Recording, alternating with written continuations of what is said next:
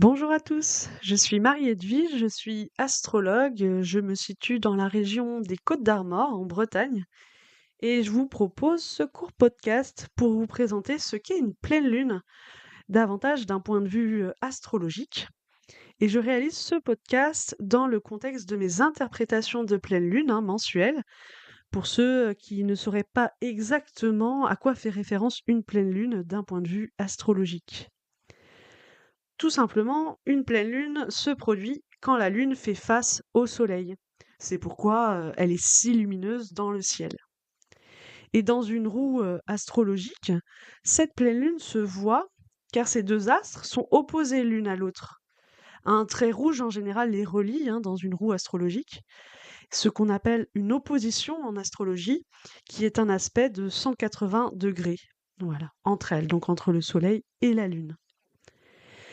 Et en général, il y en a qu'une par mois et 12 par an, même s'il y arrive parfois, certaines années, qu'il y ait 13 pleines lunes. Et la pleine lune se situe dans le cadre du cycle de la lune, qui dure environ 29 jours, et qui débute avec la nouvelle lune.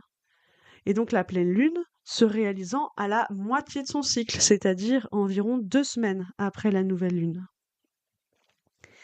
Alors que la nouvelle lune est une période plutôt de démarrage, un moment propice pour se donner de nouvelles impulsions, démarrer de nouveaux projets ou encore de nouvelles résolutions, la pleine lune, quant à elle, est une période d'aboutissement et de prise de conscience par rapport à ce qui a été commencé lors de la nouvelle lune. Et comme vous le savez sans doute, une pleine lune est toujours un moment fort énergétiquement, où parfois certaines personnes ont par exemple du mal à dormir les soirs de pleine lune. Ici, d'un point de vue astrologique, c'est une période où nous pouvons avoir des compréhensions nouvelles nous permettant des remises en question pour aboutir notre objectif de la nouvelle lune, par exemple. Il n'est pas rare de se sentir testé, brassé à cette période, ce qui nous permet aussi ces prises de conscience. Donc voilà un peu pourquoi réaliser un thème de pleine lune est intéressant, pour mettre encore davantage de lumière sur ce qui se passe dans nos vies à cette période. Je voudrais aussi ajouter autre chose. Vous verrez souvent dire sur YouTube la pleine lune du 13 septembre, par exemple. Cela signifie simplement que l'opposition exacte entre le Soleil et la Lune s'est faite ce jour-là. Cependant, nous, on en ressent les effets environ 5 jours avant la date de l'opposition exacte et 5 jours après. Donc n'hésitez pas à réécouter ou relire les interprétations de pleine lune, même après la date, car cela aura encore du sens pour comprendre nos vécus pour la période. Il y a aussi une autre chose que vous verrez sur YouTube. Je vais reprendre mon exemple d'une pleine lune ayant lieu le 13 septembre. Eh bien, vous verrez de partout, ceci est la pleine lune des poissons. Or, le 13 septembre, le Soleil transite, comme chaque année, le signe de la Vierge à cette période.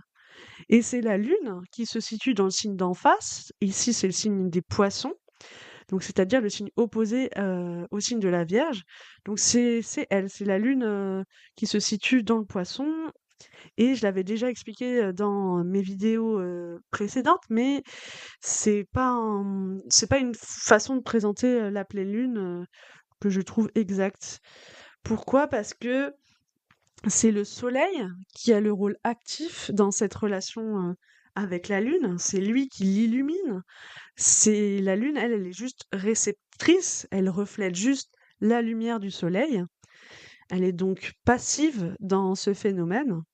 Donc, à mon sens, il est plus juste de dire la pleine lune de la Vierge, quand ça se déroule par exemple le 13 septembre, car à cette époque, le Soleil transite le signe de la Vierge. En plus, ça a l'avantage d'être plus compréhensible. En disant la pleine lune de la Vierge, c'est plus simple pour quelqu'un qui connaît un peu l'astrologie d'imaginer que cette pleine lune doit avoir lieu fin août ou courant septembre, que de dire la pleine lune des poissons et réfléchir à quel est le signe opposé au signe des poissons. Ah oui, c'est la Vierge, donc ok, elle doit se passer fin août ou courant septembre. Je trouve que ça génère plus de confusion qu'autre chose. Car si en général nous avons 12 pleines lunes par an, c'est qu'en général aussi nous en avons une par mois.